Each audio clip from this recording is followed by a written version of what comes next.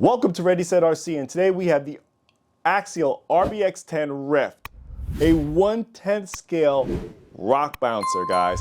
And at the time of this video, this has been out for quite some time.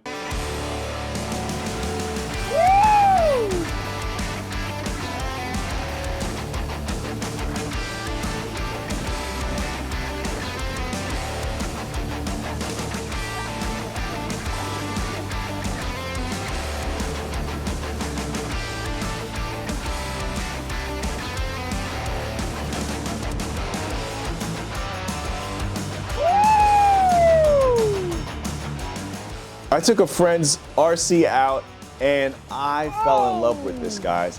I think the one thing that hurt this buggy on its release is the marketing behind it. If they ran it the way that my friend ran his, I probably would have bought one back then. Now his is hooked up to the nines. This is an RTR. His is nothing close to an RTR at this point.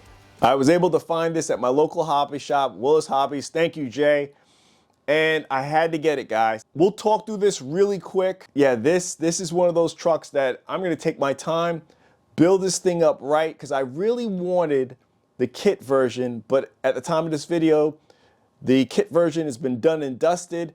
I really wanted the kit version so I could put my own electronics in there. That's kind of what I was leaning towards. And plus there's some nuances that I want to add to mine that I thought having it as a kit would have been perfect, but we'll just do it to the RTR. A little bit more of a different style. We're just gonna go through the box art and just talk through them. Comes in two different colorways, same truck, guys. You have the orange and you have the black. You guys can clearly see which one I went with.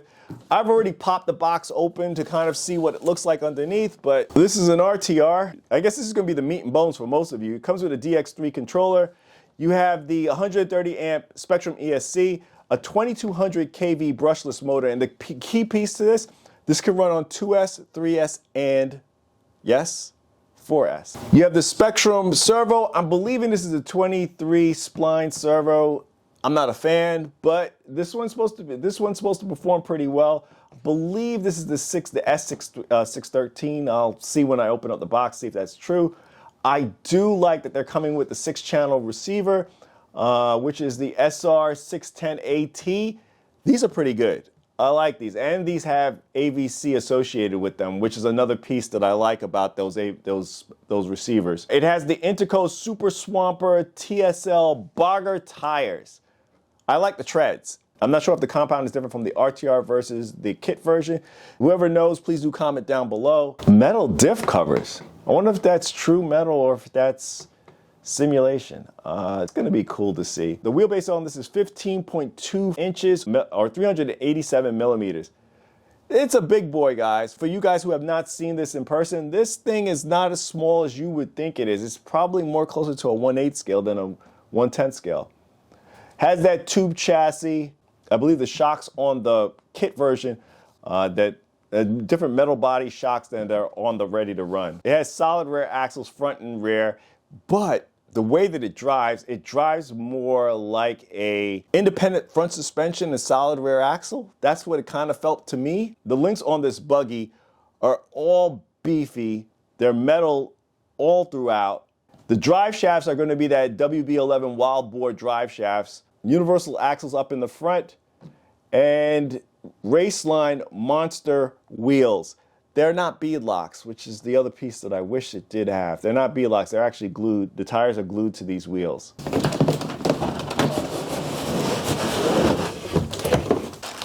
It's a lot of foam in there, just for the controller. DX3, as I mentioned before. Nothing special, you guys seen the DX3 before. Nice to see that it comes with one. You get your 4 AA's and the owner's manual. This is what it's all about. Ooh, and this thing's got some girth to it. Guys, the Axial Ryft. Wow, that's firm. This thing, impressive, impressive. I had mentioned before that it was an S613 servo. It's actually the S614S servo. And it has a servo saver attached onto the servo. And those diff covers, That's metal, guys. Wow, this thing feels really good.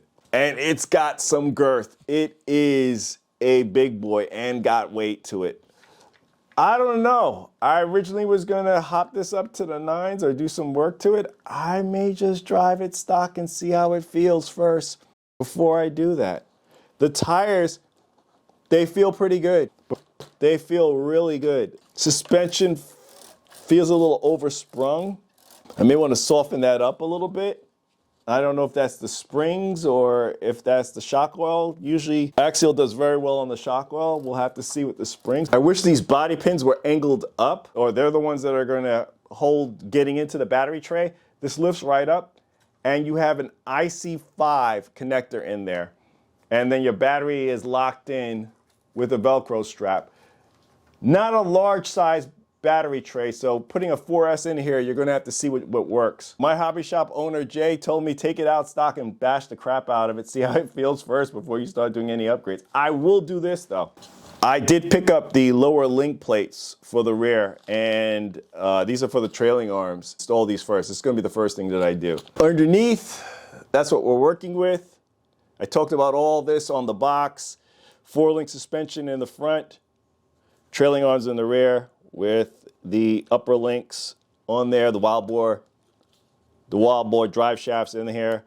Hopefully you guys have enjoyed the running footage and look for more to come on this beast. But we're gonna leave it here. Please like, comment, and subscribe. Check us out on Instagram for the latest updates to the channel. This is Ready Set RC signing out. Thanks again, guys.